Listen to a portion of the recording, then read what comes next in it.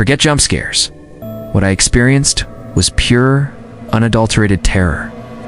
On one fateful night, a routine shift guarding priceless artifacts turned into a nightmare I can barely recount. This isn't just a spooky story. It's what truly happened when I was alone, deep within the walls of a silent museum. If you've ever walked through a museum after hours, you know there's a kind of hush that settles over everything. It's not just quiet. It's a silence that feels heavy, almost sacred, as if the building itself is holding its breath. That's the world I stepped into every night as a security guard at the city's grandest, oldest museum. I'd been working there for almost a year. Most people think museum security is a boring job, and honestly, most nights it was. My shift started at 10 p.m. and ended at 6 a.m. I'd clock in, check the logbook, and make my rounds through marble halls and echoing galleries. The museum was a place of order and routine. The artifacts never moved, the lights were always on timers, and the only real excitement was the occasional mouse or a faulty alarm. The building itself was a masterpiece, 3 stories of stone and glass, with high vaulted ceilings and endless corridors lined with relics from every corner of the world. Ancient statues, oil paintings, glass cases filled with jewelry and coins, even a few mummies in the Egyptian wing. During the day, the place buzzed with school groups and tourists, but at night, it was just me, the exhibits, and the low hum of the air conditioning. I liked the solitude. There was something peaceful about walking those empty halls. Flashlight in hand, the sound of my own footsteps echoing off marble floors. I'd stop sometimes to admire a favorite painting or read the plaque on a forgotten artifact. The museum felt like a second home, familiar, safe, and unchanging. Out. But that night, something was different. It started with a phone call from my supervisor, just before my shift. "We've got a new shipment in the West Gallery," he said. "Some rare artifacts on loan from overseas. Keep an extra eye on them tonight. The insurance company's nervous." I assured him I'd be vigilant, but I wasn't worried. The museum's security system was state-of-the-art. Motion sensors, cameras, reinforced glass. Nothing ever happened on my watch. Still, as I walked through the main entrance that night, I felt a strange tension in the air. Maybe it was the storm brewing outside, the way the wind rattled the old windows, or the distant rumble of thunder. Maybe it was just the pressure of guarding something so valuable. But as I made my first round, I couldn't shake the feeling that I was being watched. I tried to ignore it. I checked the new display in the West Gallery, a collection of ancient ceremonial masks, each one more unsettling than the last. Their empty eyes seemed to follow me as I walked by. I told myself it was just the way the light hit the glass, but I found myself hurrying through that section, eager to get back to the familiar comfort of the main hall. The rest of the museum was as it always was, silent, still, and perfectly in order. I checked the doors, the windows, the alarm panels. Everything was normal. I settled into my routine, making my rounds every hour, logging each check in the book, sipping coffee in the tiny security office between patrols. But the feeling of unease never left me. It was like a low hum in the back of my mind, growing louder with each passing hour. I found myself glancing over my shoulder, listening for sounds that weren't there. The storm outside grew stronger, rain lashing against the windows, thunder shaking the glass in its frames. Around midnight, I paused in the central rotunda, looking up at the massive skylight overhead. Lightning flashed, illuminating the marble statues below in stark, ghostly relief. For a moment, I thought I saw movement in the shadows, a flicker of something darting between the columns. I blinked, and it was gone. I shook my head, telling myself it was just the storm, just my imagination. But as I continued my rounds, the feeling of being watched grew stronger. The museum, once a place of comfort, now felt like a labyrinth of secrets and shadows. I tried to focus on the job. I double-checked the new artifacts, making sure the cases were locked and the alarms armed. I walked the perimeter, shining my flashlight into every dark corner. But the sense of unease clung to me, a weight I couldn't shake. By 2 a.m., the storm had reached its peak. The power flickered once, twice, then steadied. I made my way back to the security office, trying to convince myself that everything was fine. But as I sat down, I realized I hadn't seen another living soul in hours. The museum was utterly, completely silent. I poured myself another cup of coffee, hands trembling just a little. I told myself it was just the weather, just the responsibility of guarding something priceless. But deep down, I knew something was coming. I could feel it in the air, in the way the shadows seemed to shift when I wasn't looking. I checked the monitors, nothing but empty halls and silent galleries. I told myself I was being paranoid, that I'd laugh about this in the morning. But as I prepared for my next round, I hesitated at the door, listening to the storm and the silence, wondering what I'd find when I stepped back into the museum's depths. I took a deep breath, grabbed my flashlight, and stepped out into the darkness. That's when the real strangeness began. The museum at night is a world apart from the one visitors know. The exhibits, so lively by day, become frozen in time. Every footstep echoes. Every shadow seems to stretch a little farther. But that night, as I started my next round, the silence felt different charged, as if the building itself was waiting for something. I started in the West Gallery, where the new shipment of ceremonial masks was displayed. The storm outside had eased, but the air inside felt heavier, almost electric. My flashlight beam swept across the glass cases, catching the glint of painted eyes and carved teeth. I paused in front of the largest mask, a grotesque thing with a twisted grin and hollow eyes. For a moment, I could have sworn its expression had changed since my last round, but I shook it off. Shadows and imagination, I told myself. As I turned to leave, I heard a faint, almost imperceptible sound. It was like a whisper, just at the edge of hearing. I stopped, holding my breath, listening. The sound faded, replaced by the low hum of the air conditioning. I told myself it was nothing, just the building settling, the old pipes groaning in the walls. Right.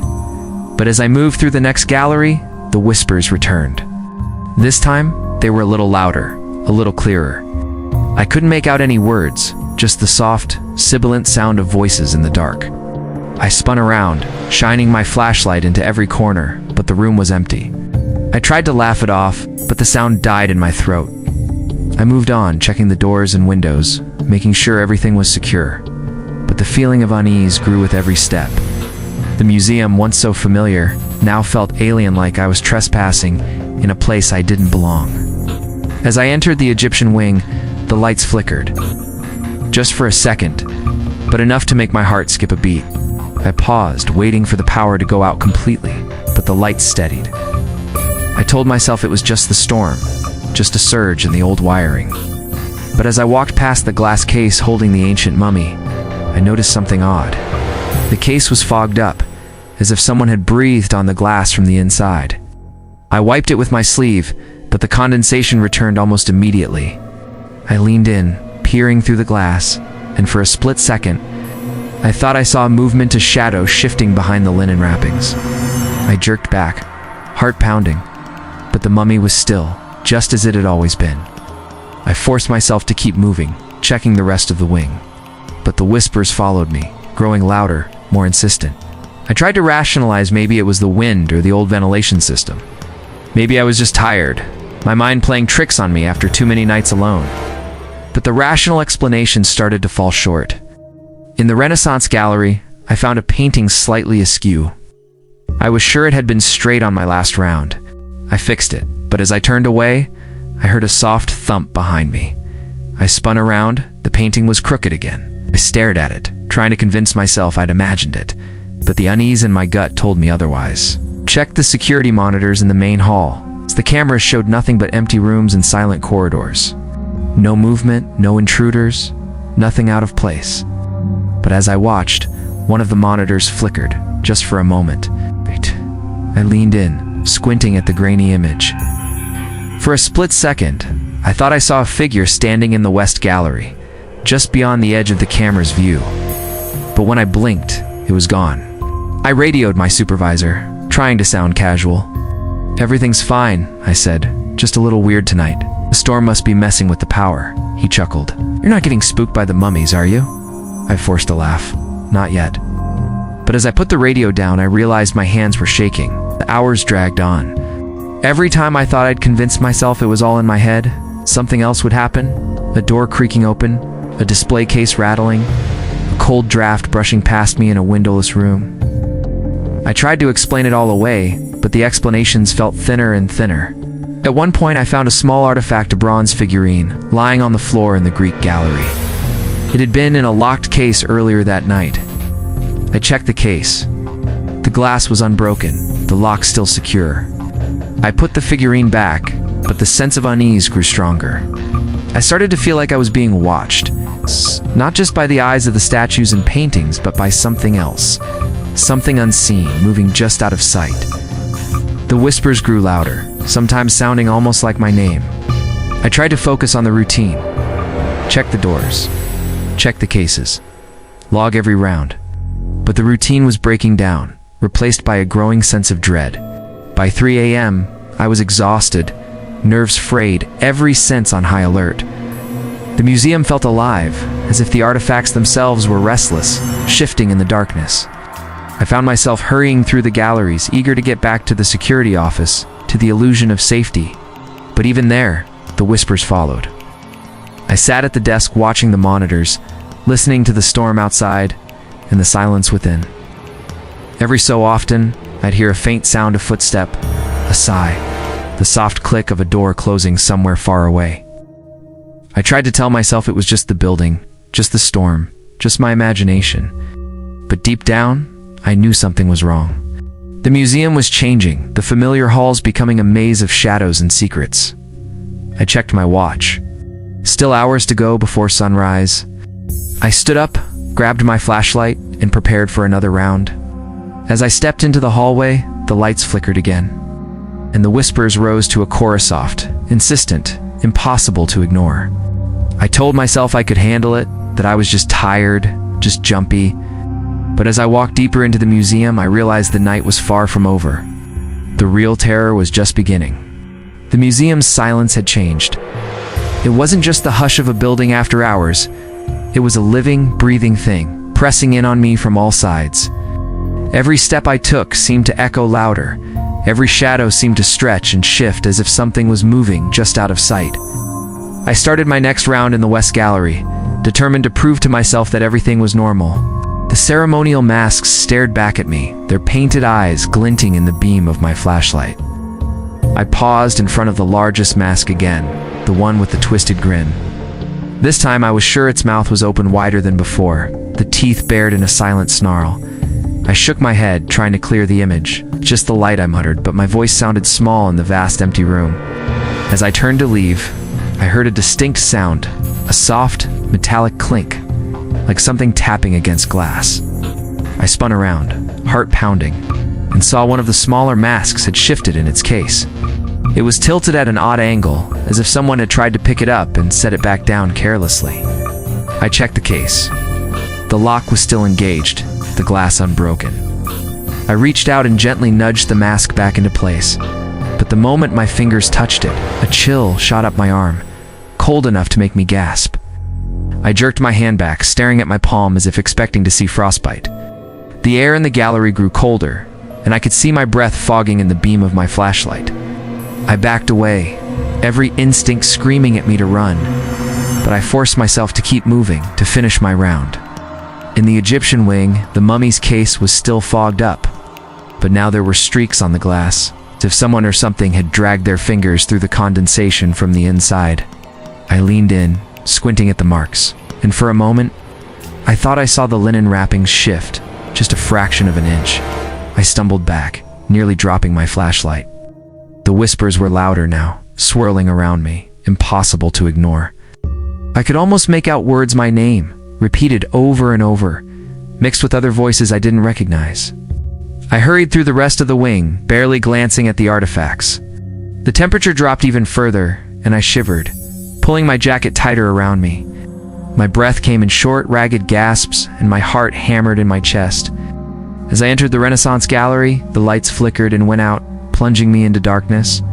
I froze, listening to the sound of my own heartbeat, the whispers now a cacophony in my ears. I fumbled for my flashlight, the beam shaky as I swept it across the room. The paintings seemed to loom out of the darkness, their eyes following me. Their faces twisted in expressions I didn't remember seeing before. I heard footsteps behind me, soft, deliberate, coming closer. I spun around, but the room was empty. The footsteps stopped, replaced by the sound of something heavy being dragged across the floor. I backed away, my flashlight beam darting from one corner to another. The sound grew louder, closer, until it seemed to be right behind me. I turned, expecting to see someone or something standing there, but there was nothing. Well, I tried to radio my supervisor, but all I got was static. I was alone. I made my way to the main hall, desperate for the illusion of safety. But even there, the atmosphere had changed. The grand staircase, once so welcoming, now seemed to rise into darkness, the shadows pooling at the top like spilled ink. I heard a voice clear, distinct, and unmistakably real. It called my name soft at first, then louder, more insistent. I spun around, searching for the source, but the hall was empty. The voice came again, this time from the direction of the West Gallery. I hesitated, every instinct telling me to run, but I forced myself to follow the sound. As I entered the gallery, the air grew even colder. My breath came out in clouds, and my skin prickled with goosebumps. The masks stared down at me, their expressions twisted in silent mockery. The voice called my name again, and this time, I saw a movement, a shadow darting between the cases, too fast to follow. I chased after it, my footsteps echoing in the empty room. I rounded a corner and stopped dead in my tracks. One of the display cases was open, the glass door swinging gently on its hinges. The largest mask was gone. I scanned the room, heart pounding, and saw it propped up on a pedestal in the center of the gallery, facing me. The twisted grin seemed wider than ever, the eyes darker, deeper, almost alive. I took a step back, and the mask fell to the floor with a crash, shattering the silence. The whispers rose to a scream, and the temperature plummeted. I could feel something moving around me, brushing against my skin, tugging at my clothes. I stumbled back, tripping over a low bench, and landed hard on the marble floor. My flashlight skittered away, spinning in a circle and casting wild shadows on the walls. I scrambled to my feet, grabbing the flashlight, and ran for the door. But as I reached the exit, it slammed shut in my face, the sound echoing through the gallery like a gunshot. I pounded on the door, shouting for help, but no one answered. The whispers were deafening now, swirling around me, filling my head with fear and confusion. I pressed my back against the door, flashlight raised, and waited. The shadows seemed to close in, the darkness pressing against me from all sides. I don't know how long I stood there, heart racing, breath coming in short, panicked gasps. Minutes, maybe hours. Time lost all meaning. Eventually, the whispers faded, replaced by a heavy, suffocating silence. The temperature rose and the lights flickered back on. The gallery was empty, the mask back in its case, the glass door closed and locked. I stumbled out of the room, shaking, every muscle in my body aching with exhaustion and fear. I thought the worst was over, that I'd survived whatever haunted the museum. But the night wasn't done with me yet. The true confrontation was still to command. It would change everything I thought I knew about fear. I staggered out of the West Gallery, my legs weak, my mind reeling. The museum felt different, now charged, almost hostile. The air was thick, heavy with the scent of old dust and something sharper, like ozone after a lightning strike. I could feel the weight of the building pressing down on me, as if the walls themselves were closing in. I tried to steady my breathing, to remind myself that I was still in control. I was a professional. I had a job to do. But every instinct screamed at me to run, to get out while I still could. I made my way back to the security office, desperate for the illusion of safety. The small room felt like a sanctuary, the only place in the museum where the shadows didn't seem to move. I locked the door behind me, sat down at the desk, and tried to collect my thoughts. I checked the monitors, hoping to see nothing but empty halls and silent galleries. But as I flipped through the feeds, I saw something that made my blood run cold. In the Egyptian wing, the camera showed a figure standing in front of the mummy's case. It was tall, impossibly thin, draped in what looked like tattered linen. Its head was bowed, its hands pressed against the glass. For a moment, I thought it was a trick of the light, a glitch in the camera. But then the figure turned slowly and looked directly into the lens. Its eyes were empty, black as the void, and its mouth was twisted into a silent scream. I stared at the screen, frozen. The figure raised a hand, pressed it to the glass, and the camera flickered, then went dark. I jumped to my feet, heart pounding. I knew I should stay in the office, lock the door, and wait for sunrise. But something compelled me to move, to see for myself if what I'd seen was real. I grabbed my flashlight and stepped into the hallway. The air was colder than before, and every sound seemed amplified. The creak of the floorboards, the hum of the lights, the distant rumble of thunder outside. I made my way to the Egyptian wing, my footsteps echoing in the silence. As I approached the mummy's case, I saw that the glass was fogged up again, streaked with fresh marks. Air was so cold I could see my breath. I shined my flashlight into the case, half expecting to see the figure from the monitor, but the mummy was still, wrapped in linen, its face hidden in shadow. I turned to leave, but the door slammed shut behind me, the sound echoing like a gunshot. Spun around, heart racing, and saw the figure standing in the corner of the room. It was closer now, its features clearer in the beam of my light. The linen wrappings hung from its body in tatters, and its skin was gray, almost translucent. Its eyes were empty, but I could feel its gaze burning into me. I tried to speak, to shout, but no sound came out. The figure moved toward me, slow and deliberate, its feet barely touching the ground. The temperature dropped even further, and I felt a crushing weight on my chest, as if the air itself was turning to ice. I backed away, pressing myself against the wall. The figure stopped a few feet away, its head tilted to one side. For a moment it just stared at me, its mouth opening and closing in a silent scream. Then without warning it lunged. I threw myself to the side, barely dodging its outstretched arms. My flashlight clattered to the floor, spinning wildly and casting frantic shadows on the walls. I scrambled to my feet, heart pounding, and ran for the door. The figure followed, gliding across the floor with impossible speed. I reached the door, fumbling with the handle, but it wouldn't budge. I pounded on the wood, shouting for help, but my voice was swallowed by the darkness. The figure was right behind me now, its breath cold on the back of my neck. I turned, pressing my back to the door, and stared into its empty eyes. For a moment, time seemed to stop. The figure reached out, its hand passing through my chest like a wave of ice. I gasped, the cold seeping into my bones, my vision swimming with darkness. Then, just as suddenly, the figure vanished. The room was empty, the air warm again. The door swung open with a creak, and I stumbled out into the hallway, gasping for breath. I collapsed against the wall, shaking. My heart hammered in my chest, and my skin prickled with cold sweat. I looked back into the Egyptian wing, but the room was empty. The mummy's case was clear, the glass unmarked. I forced myself to stand, to keep moving. I knew I couldn't stay in the museum any longer. I made my way to the main entrance, every step a struggle against the fear that threatened to overwhelm me. As I reached the front doors, I heard one last whisper, soft, almost gentle, but unmistakably real. Don't come back.